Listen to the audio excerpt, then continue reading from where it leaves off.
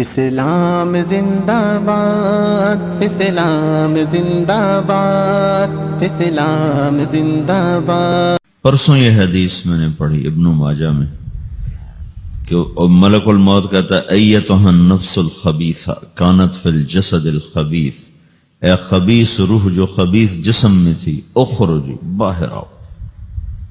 اب وہ واپس تو ہو نہیں سکتا، اپنے آپ کو روک تو سکتا نہیں، تو وہ حیران پریشان خوف زدہ، تو اس کے جواب میں اس کو ملک الموت کہتا ابشری ابشری بحمیم وغساق وآخر من شکلہ ازواج، تیار ہو جا خوفناک عذاب کے لیے اور کھولتے پانیوں کے لیے، کانٹے دار جھاڑیوں کے لیے اور بے شمار عذاب کی شکلوں کے لیے۔ تو اس کی روح کو جب کھینچتے ہیں تو رگ رگ سے وہ کٹ کٹ کے نکلتی ہے، تو سارا وجود زیر و زبر ہوتا ہے، سکرات کا درد ساری دنیا کے دردوں پر حاوی ہے۔ جب اس کی روح نکلتی ہے اور اس کو لے کر آسمان پر چلتے ہیں تو دروازے پر پہنچتے ہیں تو اندر سے فرشتے پوچھتے ہیں کون ہے؟ کہتے ہیں فلاں فلاں کا بیٹا ہے۔ کا نفس خبیثہ فی الجسد الخبیث، یہ تو وہی بدماش ہے جو بدماش جسم میں تھا، یہ وہ بدبخت روح ہے جو بدبخت جسم میں تھی، اس کے لیے آسمان کے دروازے نہیں کھول سکتے، اسے واپس کر دیا جائے۔ تو آسمان کے دروازے لا تفتح لهم ابواب السماء ولا يدخلون الجنة حتى يلج الجمل في سم الخياط، کہ ان کے لیے آسمان کے دروازے نہیں کھلیں گے اور ان کے لیے جنت کے دروازے نہیں کھلیں گے، پھر یہ وہاں سے نیچے گرائے جاتے ہیں جو اللہ کا قید خانہ ہے سجین، وما ادراک ما سجین کتاب مرقوم۔ وہ تمہیں خبر نہیں کہ وہ کیا خوفناک قید خانہ ہے جو اللہ تعالیٰ نے بنایا ہے، اسے وہاں دھکیل دیا جاتا ہے۔ پھر قیامت تک اس کے لیے انتظار کی گھڑیاں ہیں اور عذاب کی شدت ہے۔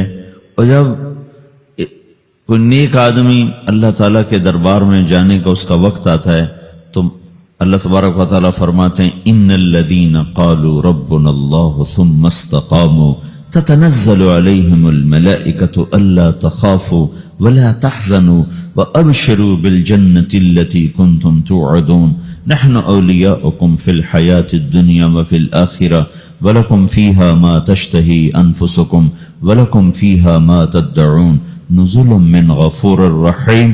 جب کوئی نیک مرد عورت کے جانے کا وقت آتا ہے تو اس کے لیے بھی فرشتے آتے ہیں اور آ کر اس کو خوشخبری دیتے ہیں اور آ کر اس کو تسلی دیتے ہیں کہ آپ غم نہ کریں، پیچھے والے بھی آپ کو مل جائیں گے، آپ خوف نہ کریں، آگے ساری منزلیں آپ کے لیے آسان ہیں، آپ کے لیے جنت بھی تیار ہے، رب بھی مہربان ہے۔ اور حدیث پاک میں آتا ہے کہ ملک الموت اور 4 فرشتے آتے ہیں، وہ 4 فرشتے اس کو سہلاتے ہیں، دباتے ہیں کہ موت کا درد اسے محسوس نہ ہو۔ اور ملک الموت فرماتے ہیں ایتھا النفس الحمیدہ کانت فی الجسد الحمید اخرجی، اے نیک روح جو نیک جسم میں تھی باہر آؤ۔ کیا کرو؟ وابشری بروح وریحان ورب راض عنک غیر غضبان، آپ کو بشارت ہو آپ کے لیے جنت تیار ہو چکی ہے اور وہاں کی ساری نعمتیں آپ کے لیے میسر ہو چکی ہیں اور اللہ آپ پہ راضی ہو چکا ہے اور اللہ آپ پہ خوش ہو چکا ہے۔ اس پر اس کی روح کو نکالا جاتا ہے، پھر سارے فرشتے اس کو استقبال کے ساتھ جو آسمان پر لے جاتے ہیں تو اندر سے پوچھتے ہیں کون ہے؟ کہ فلاں فلاں کا بیٹا، فلاں فلاں کی بیٹی۔ کہتے ہیں نفس حمیدہ فی جسد حمید، یہ تو نیک روح تھی جو نیک جسم میں تھی، مرحبا بہ، اس کو ہم سب استقبال کس کا کرتے ہیں اور ایک دم آسمان کے دروازے کھلتے ہیں، پھر وہ پہلا دوسرا تیسرا چوتھا سارے آسمان پار کرتا ہوا اللہ پاک کے عرش کے نیچے کے جا کر، مرد ہے یا عورت، وہاں جا کر سجدے میں سر رکھتا ہے اور اللہ تعالیٰ فرماتے ہیں ہاں اس نے ہمیں خوش کیا، ہم اسے خوش کریں گے، اور اس کو عافیت کے ساتھ وہاں آسمان میں، پہلے آسمان سے لے کر اللہ کے عرش تک یہ سب ویٹنگ روم بنے ہوئے جہاں اللہ اپنے اپنے درجات کے مطابق جنت والوں کو ٹھہراتا ہے، اور وہ انتظار گاہ ہے اور وقت ختم ہو جاتا ہے، لہذا انتظار کی جو تکلیف ہے وہ بھی ختم ہو جاتی ہے۔ وقت ختم تو انتظار کا احساس ختم اور ٹائم کے گزرنے کا احساس ختم۔ تو جیسے اصحاب کہف کو اللہ نے غار میں داخل کر کے تو غار کے اندر سے وقت کو نکال کے باہر پھینک دیا. باہر 300 سال گزرے، اندر آدھا ہی دن گزرا تھا. وہ جب اٹھے تو وہ 25 برس کا نوجوان 350 سال کا ہو کے نہیں اٹھا، وہ 25 سال کی عمر میں اٹھا ہے. نہ ناخن بڑا ہے، نہ مونچھیں بڑی ہیں، نہ ان کی داڑیاں لمبی ہوئی ہیں، چونکہ تو زندہ تھے، مر نہیں گئے تھے. تو زندہ کے تو بال بھی بڑھتے ہیں، ناخن بھی بڑھتے ہیں، لیکن وہ اس طرح اٹھے کہ 300 برس گزر گئے اور 25 برس کا نوجوان 25 سال کی عمر میں اٹھا ہے، 20 برس کا 20 برس کی عمر میں اٹھا ہے. اور وہ کہنے لگے کم لبثنا، بھائی کتنا ٹھہرے ہیں؟ کہ یومن او بعض یومن، لگتا ہے کوئی دن آدھا دن ٹھہرے ہیں. وہ صحیح کہہ رہے تھے. باہر اللہ تعالیٰ نے وقت کی گھڑی کو چلائے رکھا اور اندر غار میں اس کو سوئچ آف کر دیا، نکال دیا کہ یہاں وقت کو داخل نہیں ہونے دیا. تو وقت کے گزرنے سے جو بھی اثرات مرتب ہوتے ہیں وہ ان پر مرتب نہیں ہوئے. تو وہ 20 آدھے ہی دن کے بعد اٹھے ہیں. باہر 300 سال، اندر آدھا دن. یہی کچھ اللہ تبارک و تعالیٰ برزخ میں کر دیتا ہے، وقت کو ختم کر دیتا ہے، گزرنے کا احساس نہیں ہوتا ہے. تو اس طرح میرے عزیزو، یہ 2 موتیں ہر انسان دیکھتا ہے. یا وہ جنت کے فرشتوں کا استقبال دیکھتا ہے یا جہنم کے فرشتوں کی مار اور پٹائی کو سہتا ہے. رابعہ بصری رحمت اللہ علیہ کا انتقال ہونے لگا تو انہوں نے رات کو فوت ہوئی تو انہوں نے اپنی خادمہ کو بولا کہ فرمایا کہ کسی کو بتانا نہیں، جب میں مر جاؤں تو پڑوس میں 2-4 کو بلا کر نا میرا جنازہ پڑھوا دینا، اور جس کرتے میں تہجد پڑھتی تھی وہی میرا کفن بنا دینا، اور صبح بے شک لوگوں کو بتا دینا، میرے مرنے کے بعد میری میت کو رکھنا نہیں، فوراً دبا دینا. جب ان کا انتقال ہوا تو انہوں نے پڑوس کے 2-4-10-20 آدمی بلائے اور ان کو تدفین تجہیز سب کچھ ہو گئی. صبح شور مچا کہ وہ رابعہ بصری کا انتقال ہو گیا. تو اگلے دن وہ خواب میں اس خادمہ کو ملی اور کہا بیٹی تیری بڑی مہربانی، تو نے میری وصیت کے مطابق عمل کیا. اس نے دیکھا کہ انہوں نے ایک خوبصورت سبز لباس پہنا ہوا ہے. تو وہ فرمانے لگی، انہوں نے سوال کیا کہ آپ کے ساتھ قبر میں کیا ہوا؟ تو وہ کہنے لگی کہ میرے پاس منکر نکیر آئے تھے اور مجھ سے کہنے لگے من رب کی، تیرا رب کون ہے؟ تو میں نے کہا سبحان اللہ، 40 برس جس کو میں نہ بھولا سکی اس کو 4 ہاتھ زمین میں آ کے میں بھول جاؤں گی. ان کا 42 برس کی عمر میں انتقال ہوا تھا.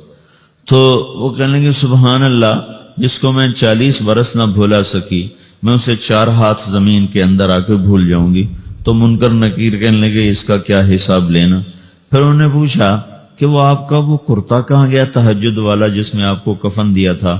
کہا وہ اللہ نے مجھ سے لے لیا ہے اور میرے اعمال کے خزانے میں رکھ دیا ہے. قیامت کے دن میرا وہ کرتا بھی میرے ترازو میں تولا جائے گا اور مجھے یہ لباس پہنایا ہے جو جنت کا لباس ہے.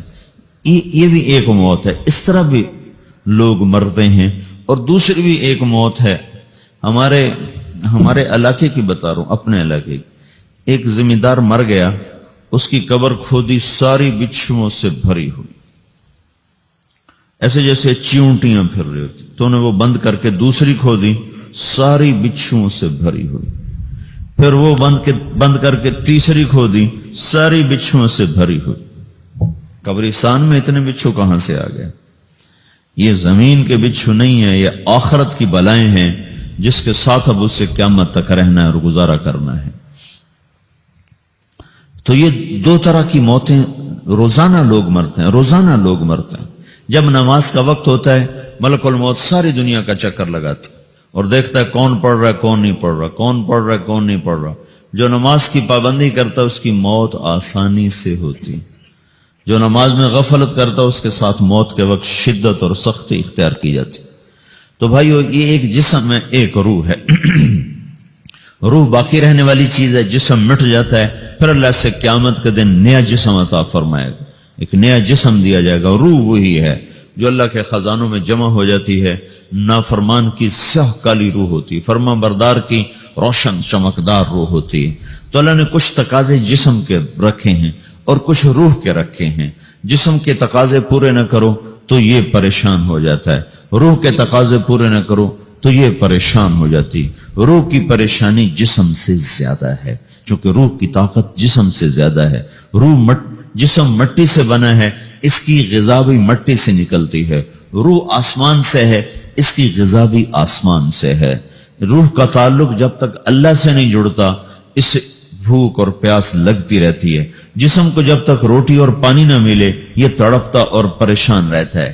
جیسے اللہ تعالیٰ نے ہمارے جسم میں روٹی اور پانی کی طلب کو بے ساختہ رکھ دیا ہے۔ میں بیان کے دوران بھی پانی پی رہا ہوں، آپ دیکھ رہے ہیں کہ مجھے میرا حلق سوکھ جاتا ہے، مجھے طلب محسوس ہوتی ہے پانی، حلق سوکھتا ہے پانی کی طرف بھاگتے ہیں، بھوک لگتی ہم روٹی کی طرف بھاگتے ہیں۔ یہ ایک ایسا اندر میں آٹومیٹک سسٹم ہے کہ ہم اس کو آف نہیں کر سکتے۔ یہ سوتے سوتے بھی بھوک کی وجہ سے آنکھ کھل جاتی، سوتے سوتے پیاس کی وجہ سے آنکھ کھل جاتی ہے۔ یہ ایسا خود اللہ تعالیٰ نے ساختہ نظام بنایا ہے کہ آپ اپنے جسم میں روٹی اور پانی کی طلب کو نہیں نکال سکتے۔ میرے عزیزو، ٹھیک اسی طرح اللہ نے انسانی روح میں اپنی طلب رکھ دی ہے اور اپنے رسول کی طلب رکھ دی ہے۔ یہ دو طلب ایسی ہیں کہ یہ آپ کے جسم روح سے نکل نہیں سکتی۔ جیسے بھوکا روٹی نہ کھا لے، پیاسا پانی نہ پی لے، اسے چین نہیں آ سکتا۔ وہ روح جو اللہ اور اس کے رسول سے نہ آشنا ہے، جب تک وہ وہاں تک پہنچ نہیں جاتی اسے چین نہیں آ سکتا، اس کا اندر پریشان رہے گا۔ 1997 میں جب جنید جمشید سے میری پہلی ملاقات ہوئی تو اس نے مجھ سے یہ سوال کیا کہ مولوی صاحب، ایک پاکستانی نوجوان جس گلیمر کو خوابوں میں دیکھتا ہے، وہ گلیمر تو مجھے زندگی میں ویسے ہی حاصل ہے، میرے چاروں طرف زندگی کا رقص ہے اور میری زندگی کی ہر خواہش، ہر تمنا پوری ہے، اس کے باوجود میرے اندر اندھیرا ہے، میرے اندر خلا ہے۔ مجھے لگتا ہے میں وہ کشتی ہوں جس کا کوئی ساحل نہیں، جس کی کوئی سمت نہیں، جس کا کوئی گھاٹ نہیں۔ یہ کیوں ہے؟ میرے ساتھ تو ایسا نہیں ہونا چاہیے۔ ایک عام لڑکا تو کہتا ہے ہائے کاش یہ ہوتا، اس کو وہ نہیں ہو رہا تو پھر وہ پریشان ہے، ہائے یہ ہوتا، ہائے وہ ہوتا۔ تو میں تو ہائے نہیں کرتا ہوں، میری تو ہر لذت اور خواہش میرے سامنے تشتری میں سجا کے پیش کی جا رہی۔ میں کیوں ایسا کر رہا ہوں؟ میں ہائے ہائے کیوں کر رہا ہوں؟ میرا اندر ویران کیوں ہے؟ میرے اندر میں خلا کیوں ہے؟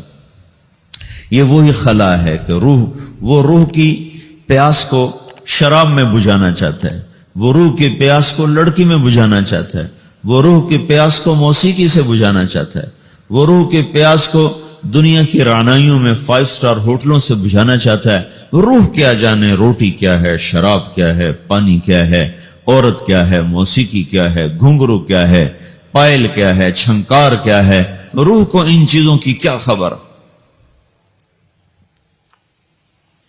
امریکہ میں ہماری ایک جماعت تھی تو 4 لڑکے 2 لڑکیاں، 4 لڑکیاں 2 لڑکے مسلمان ہیں۔ تو ایک لڑکے کا نام رکھا تھا ابراہیم، اور اس کو جب پڑھایا نا کلمہ، انہوں نے کہا ہائے، انہوں نے کہا ہائے، اور دونوں ہاتھ یہاں رکھے سینے پر، دل پر، کہا ہائے۔ تو ہمارے ساتھی ہیں ڈاکٹر اختر، وہ کہنے لگا کیا ہوا کیا ہوا؟ کہنے لگا جب سے ہوش سنبھالا یہ جگہ خالی تھی، یہ تیرے کلمہ پڑھانے پر بھر گئی ہے کہ میری خوشی سے ہائے نکل گئی۔ یہ جگہ خالی رہے گی، یہاں شراب نہیں پہنچ سکتی، یہاں نغمہ اور موسیقی نہیں پہنچ سکتی، یہاں تالے لگے ہوئے ہیں، یہاں تک کوئی آواز نہیں جا سکتی۔ دل کے تاروں پر ایک ہی نغمہ چھڑ سکتا ہے اور وہ اللہ کی یاد کا ہے اور اللہ کی محبت کا ہے اور اللہ کے رسول کی محبت کا ہے۔ باقی کوئی مزراب ایسا نہیں جو ان تاروں کو چھیڑ سکے، باقی کوئی چیز آواز ایسی نہیں جو دل کی دنیا پر جا کر دستک دے سکے۔ یہاں بند دروازے ہیں، یہاں صرف اللہ پہنچے گا، اللہ کے رسول کا تعلق پہنچے گا، باقی کوئی چیز یہاں نہیں جا سکتی۔